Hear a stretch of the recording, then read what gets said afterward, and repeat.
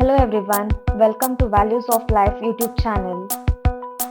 ಇವತ್ತು ಭಾರತದ ಮತ್ತೊಂದು ಪ್ರಮುಖ ಹಬ್ಬವಾದ ಗಣೇಶ ಚತುರ್ಥಿಯನ್ನು ಆಚರಿಸುವ ಸಂಭ್ರಮದಲ್ಲಿ ನಾವಿದ್ದೇವೆ. ಗ್ರೆಗೋರಿಯನ್ ಕ್ಯಾಲೆಂಡರ್ ಪ್ರಕಾರ 10 ದಿನಗಳ ಅವಧಿಯ ಹಬ್ಬವು ಪ್ರತಿ ವರ್ಷ ಆಗಸ್ಟ್ ಮತ್ತು ಸೆಪ್ಟೆಂಬರ್ ತಿಂಗಳುಗಳಲ್ಲಿ ಬರುತ್ತದೆ.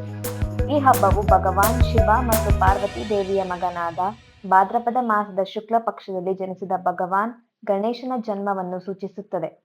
ಈ ಆಚರಣೆಯು ಆಗಸ್ಟ್ 31ರಂದು ಪ್ರಾರಂಭವಾಗುತ್ತದೆ ಮತ್ತು ಅನಂತ ಚತುರ್ದಶಿ ಎಂದು ಮುಕ್ತಾಯಗೊಳ್ಳುತ್ತದೆ.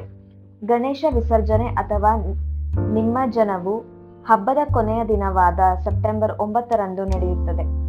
ಗಣೇಶ ಚತುರ್ಥಿ ಹಬ್ಬದ ಇತಿಹಾಸ, ಮಹತ್ವ ಮತ್ತು ಆಚರಣೆ ಬಗ್ಗೆ ತಿಳಿದುಕೊಳ್ಳೋಣ.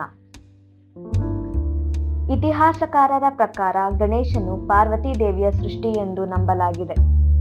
ಭಗವಾನ್ ಶಿವನ ಅನುಪಸ್ಥಿತಿಯಲ್ಲಿ ಪಾರ್ವತಿ ದೇವಿಯು ತನ್ನ ಮೈಯಲ್ಲಿದ್ದ ಶ್ರೀಗಂಧದಿಂದ ಗಣೇಶನನ್ನು ಸೃಷ್ಟಿಸಿದಳು ಮತ್ತು ತಾನು ಸ್ನಾನಕ್ಕೆಂದು ಹೋಗುವಾಗ ಗಣೇಶನನ್ನು ಕಾವಲಿಗಾಗಿ ನಿಲ್ಲಿಸಿ ಹೋದಳು.